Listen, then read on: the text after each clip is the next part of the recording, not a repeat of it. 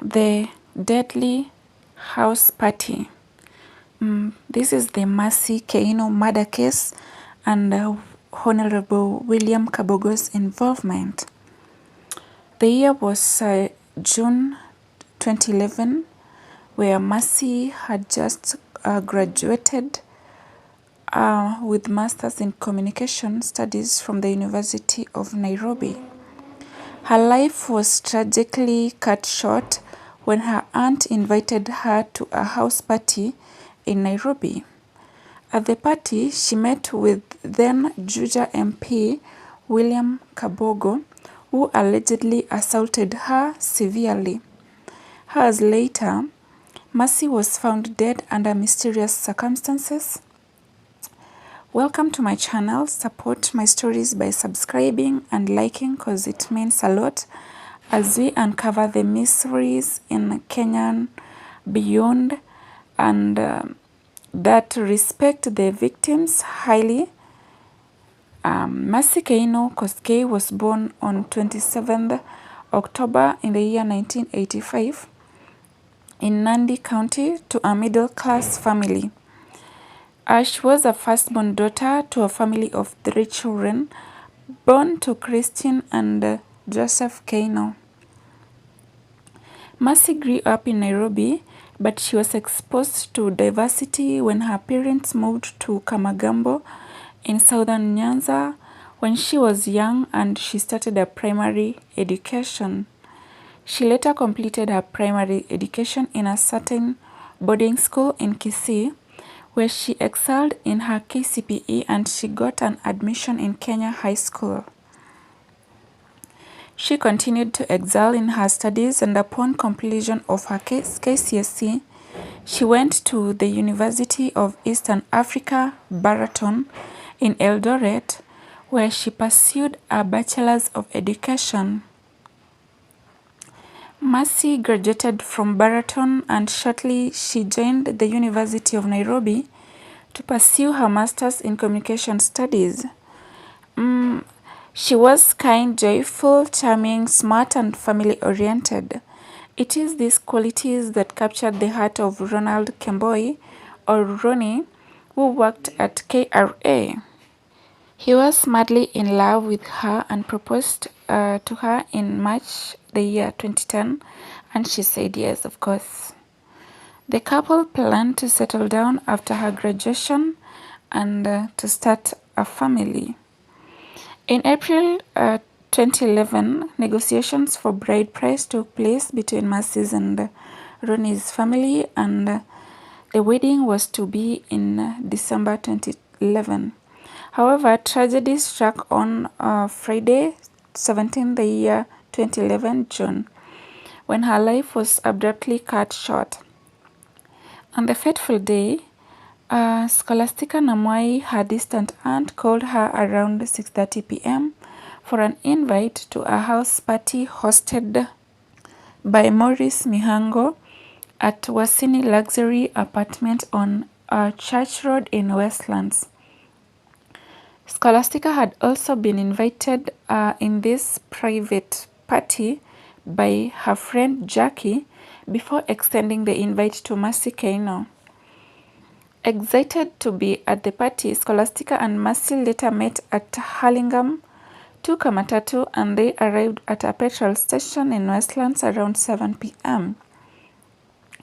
At the petrol station, Mercy and Scholastica were met by Jackie and 2 other men.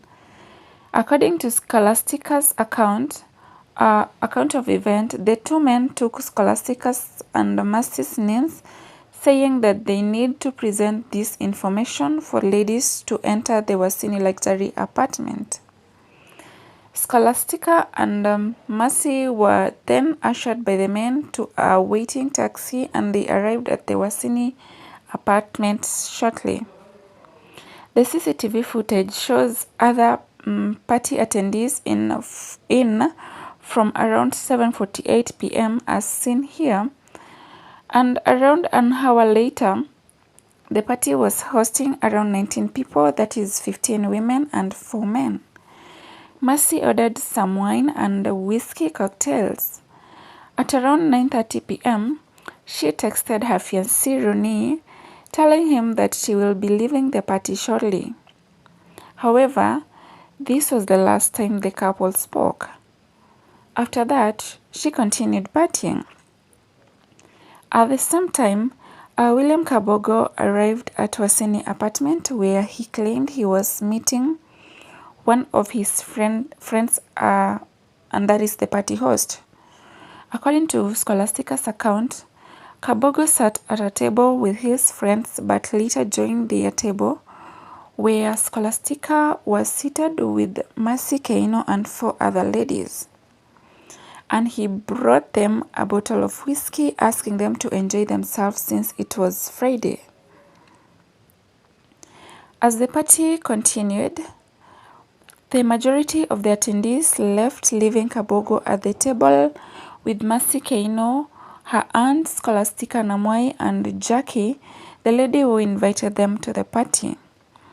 At around 1:23 a.m., Kabogo left the table with Scholastica and Jackie and headed upstairs in one of the private apartments, which belongs to Kabogo's friend, as seen in this CCTV footage. Suspiciously, Kabogo alleged that he went upstairs with the 2 ladies to finish their drinks. According to Charles Masharia, the caretaker of the apartment, Mercy Keino, who was drunk, was left at the table with Kabogo's bodyguard. It is unclear why Mercy was left behind, but it can be assumed that Jackie, Scholastica, and Kabogo had arrangements that Mercy did not want to be involved in. 19 minutes after she had been left alone with Kabogo's bodyguards, Mercy left the table where she was seated with them and went to the main bar area at around 1:42 a.m. The CCTV footage captured her walking towards the table where 3 men were seated. She started flirting with one of them. She pulled the guy as if wanting to go with him to where she was previously seated. Unable to convince him, Mercy walked away the same way she came in, as seen in this footage.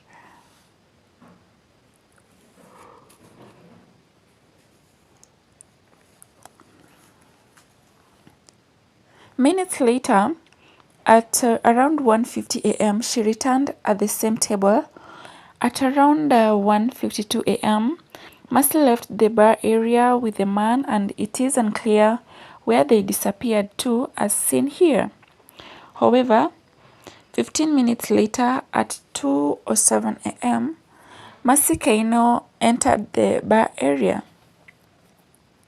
According to Leonard, head waiter, who was present, Mercy was overly drunk and started shouting at the man she had left with earlier.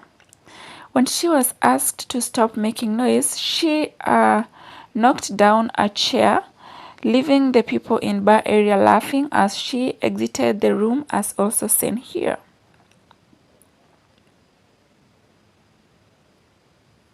According to Leonard, things escalated when Mercy threw a glass at him.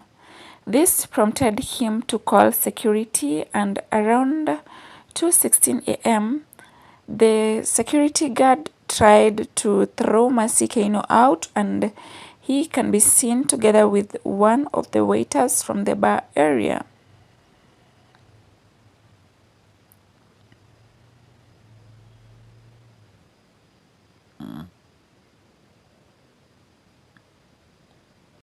At this point, the caretaker called the apartment where Kabogo was with Mercy Keino's aunt and Jackie, letting them know that Mercy Keino was getting out of hand.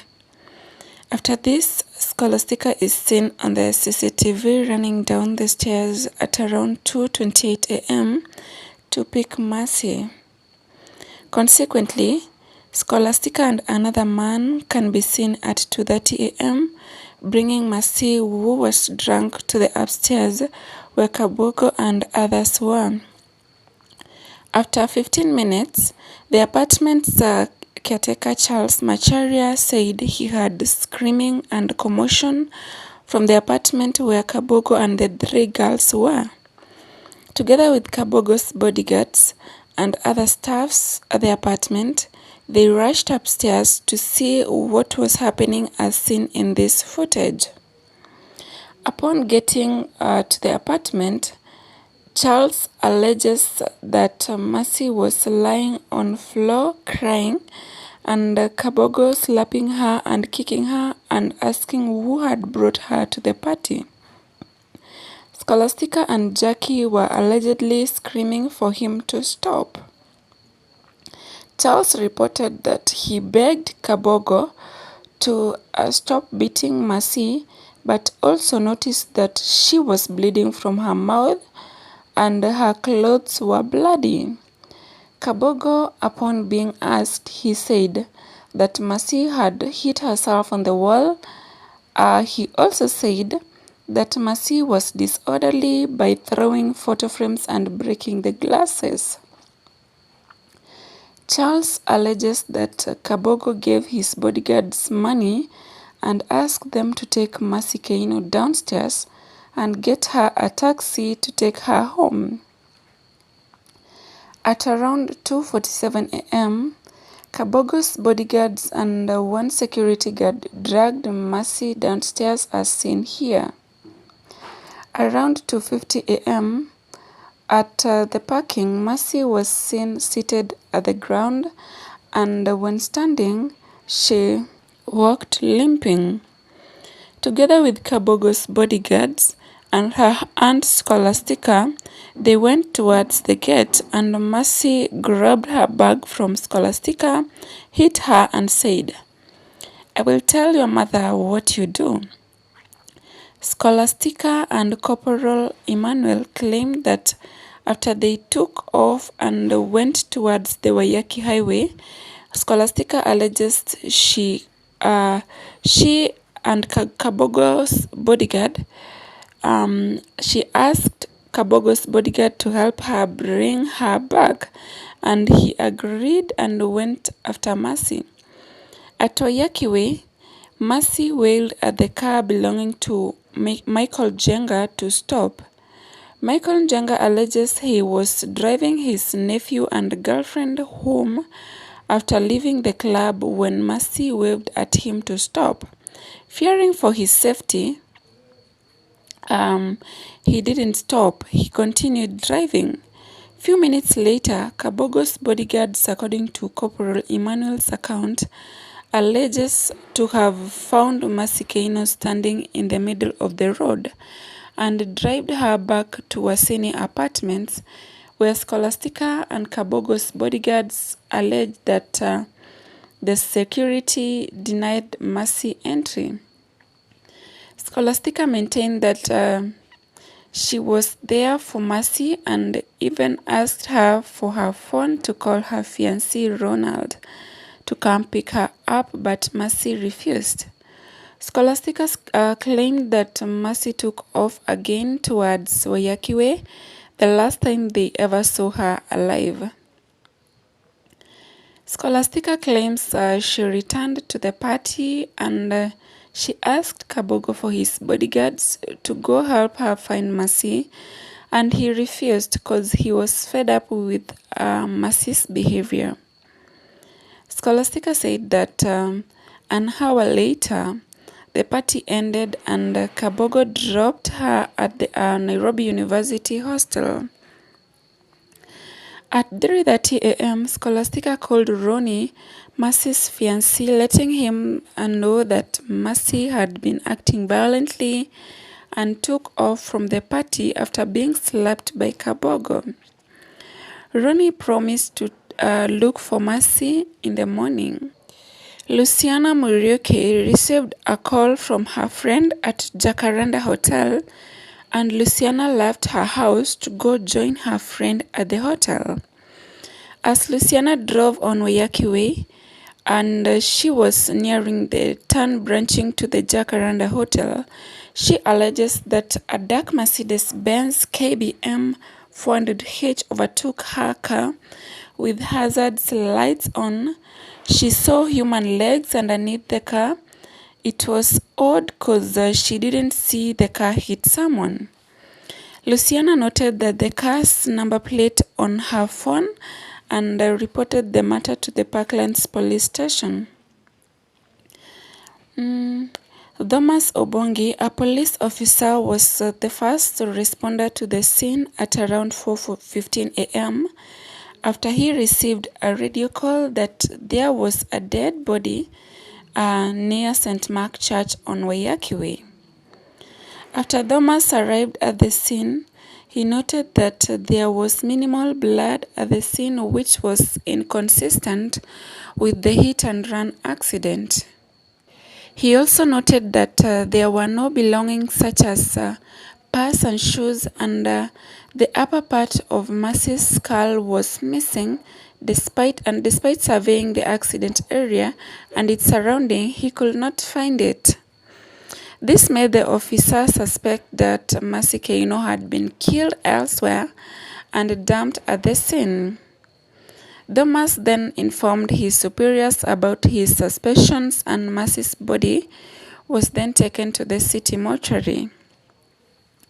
In the morning, Rooney and Scholastica got concerned when Mercy didn't return to the hostel. They searched for her at Wasini Luxury Apartment and 3 police stations before going to the city mortuary, where they got her body. The police started investigating Mercy Keino's death.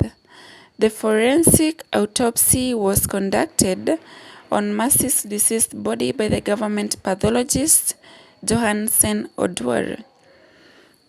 It revealed multiple body fractures, smashed skull, and high levels of alcohol in her body, equivalent to 8 bottles of beers and 18 totes of whiskey. The autopsy also revealed that Mercy's spleen had shrunk due to blood loss. This was inconsistent to the alleged crime scene on Waiyaki Way, where police found minimal blood. Pathologist was unable to determine if Mercy Keino was a victim of a hit and run or she was killed elsewhere and her body dumped at the scene. The police summoned the people present at the party at the Parklands police station for investigations. Kabogo and his bodyguards recorded their statements on Sunday, 22nd June 2011 at 12:45 p.m. Kabogo claimed to have met Mercy for the first time at the party, and he claimed to not being responsible for her death. As police continued with the investigations, they actively looked for the owner of the dark Mercedes-Benz that was alleged to have dumped Mercy's body on Waiyaki Way. The owner of the car, Okello Wycliffe, turned himself to the police on Monday, 27th June 2011, and he denied hitting Mercy with his car or dumping her from it. He claimed on the fateful day he was driving from Kangemi towards Nyayo Stadium, where he saw a dead body on the road and he swerved to avoid hitting it. He claimed he tried calling the police to report the incident, but they never picked. He claimed to have given the numbers to the friends he was with that night to police for them to verify. Forensic investigators proceeded to examine Wycliffe's car, and they didn't find any trace of blood in or on it. It could be that he didn't do that, or also it can be since he turned up a week after Mercy's death.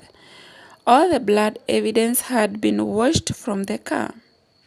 Wycliffe has had several issues with the law. For example, he served 3 years in jail from 2003 to 2006 for fraud and impersonation. This may be why he never went to the police to report seeing Mercy's body on the road, as he claimed, and also suggests that being a convicted criminal, If he was involved in Mercy's death, he may know how to cover himself up. On the same day, Monday 27th, 2011, that Wycliffe surrendered himself to the police is the same day that Mercy Keino was laid to rest in her father's home. Mercy's loved ones called for justice. Unfortunately, her family will never get closure of what happened to her. Japheth Maingi, the lead investigator, visited the scene where Mercy was dumped on Wednesday 29th June 2011. Although the investigators collected dried blood samples, they were unable to determine if Mercy had been hit by a car or if her dead body was dumped at the scene, since all the evidence had been lost due to the delays in going there for forensic analysis. Japheth Maingi, the investigator, also claimed to have not watched the CCTV footage from Wasini luxury apartment to see how Mercy's night unfolded on her final day on Earth. Maingi also said he could not interview the guards at Wasini apartment since they had been transferred the day after Mercy Keino's death. Unfortunately, the police were unable to link Mercy's death to anyone because her death was suspicious, and the director of public prosecution at the time, Keiko Tobiko, wrote a letter to the Nairobi Provincial Criminal Investigation Department, Peter Muinde, on 30th November 2011. On Wednesday, 5th September 2012, the inquest to Mercy's death began at Milimani Law Court before Principal Magistrate Peter Ndwiga.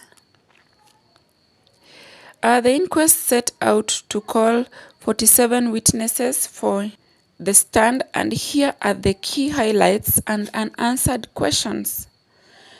Senior Superintendent John Otieno drew the inquest that the party was not a typical party, but from their investigations, it seemed as an escorting party of men who needed company of young women.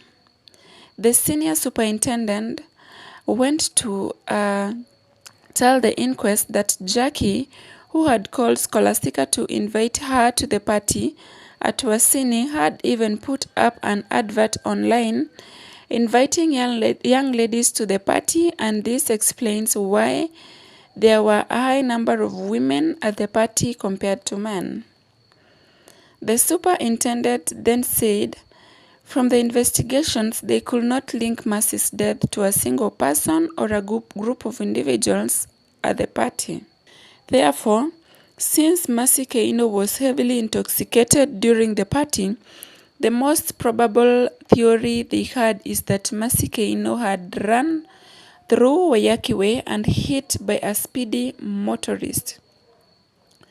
Additionally, the inquest established that it was true that Mercy had drunk too much that night and became disorderly when she was left with Kabogo's bodyguards, and Kabogo went to a private apartment with Scholastica and Jackie. It is not clear why Mercy became disorderly at this point, but assumption is here. She realized the type of business her aunt was into, and she was not comfortable with it. The inquest also established that it was true that Kabogo slapped and beat Mercy severely to a point she bled and limped.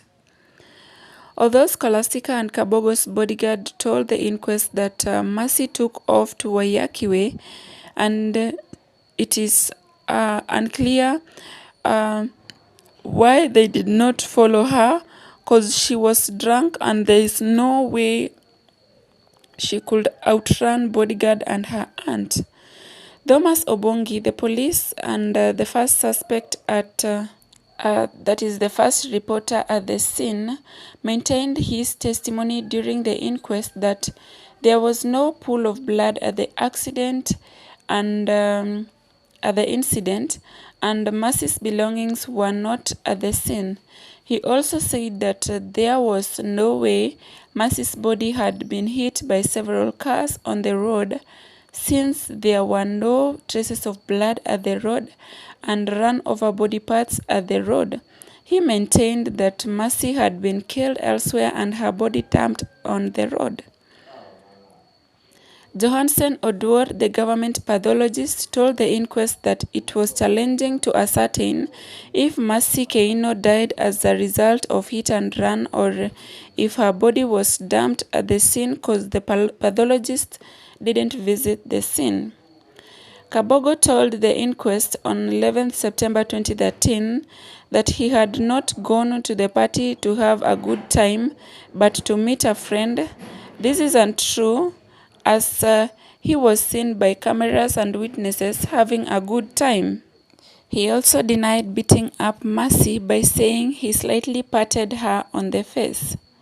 He stated that the allegations that he assaulted Mercy were meant to ruin his reputation, a lie, cause various witnesses testified to seeing Kabogo slapping and beating Mercy Keino severely, and she bled and limped. Hear this testimony in this video. When it comes to the CCTV footage, it ascertains that what happened at that night. The principal magistrate, Peter Ndigwa, discredited the authenticity of CCTV footage presented in court during the inquest by the Criminal Investigation Division Officer Edward Kiptum. He discredited the CCTV footage on the ground that it has the footage that was incomplete. He said it only shared Mercy, Jackie, and Scholastica arriving at the party, but failed to show what transpired at night.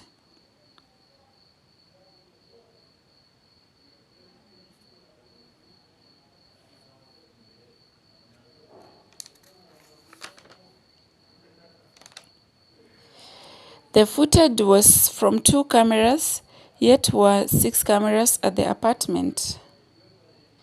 The judge instructed for the missing footage to be added and for the CCTV footage to be presented afresh to the inquest. After 4 years later, in 2016, Principal Magistrate Peter at Kehansha Law Courts in Migori, where he got transferred to, finally closed the inquest into Mercy Keino's death by saying that after reviewing all the evidence presented to him during the inquest, there was no link between the evidence and the people mentioned in the case, including Honorable William Kabogo. He also said that inquest could not establish how Mercy had met her death. And the evidence shows that Mercy was last seen rushing towards Waiyaki Way, and the possible cause of her death was a fatal hit-and-run road accident. Who knows? It may be she was hit at Waiyaki Way, but there was no blood at the scene. What do you think caused her death? Comment down below. My condolences to the family, and may she continue resting in eternal peace. By the way, everything is unclear.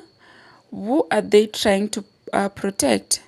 This is clear evidence that money talks. Will justice ever be served to the society of the people of low class anytime soon? Let me know your thoughts in the comment section. Kindly make sure you like, subscribe, and share. Don't forget to leave your comment down below. Bye bye for now. Let's meet in our next video.